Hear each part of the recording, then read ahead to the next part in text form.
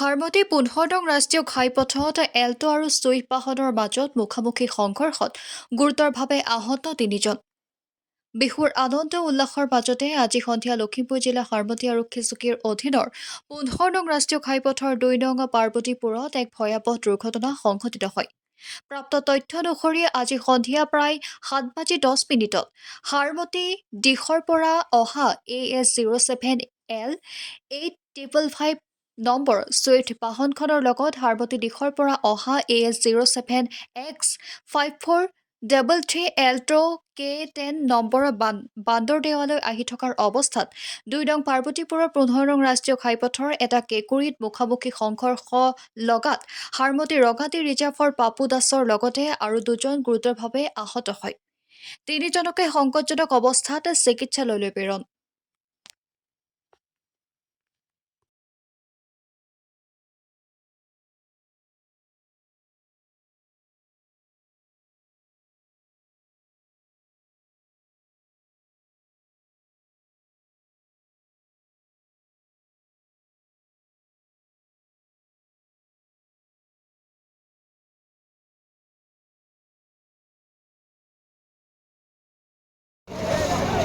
আমি হেৰিয়ত মাৰিছে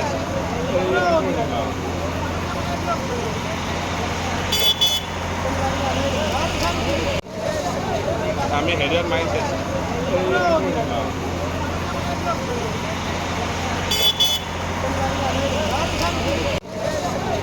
আমি হেৰিয়ত মাৰিছে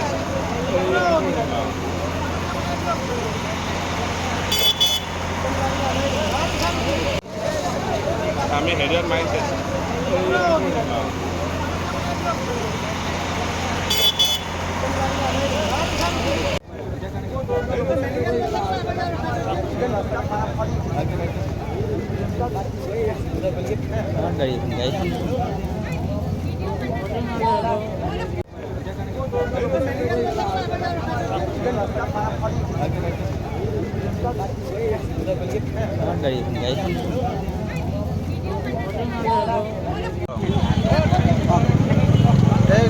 এখন আহিছিলে বাদুৰাপনৰ পৰা, এখন আহিছিলে হাৰমতিৰ পৰা।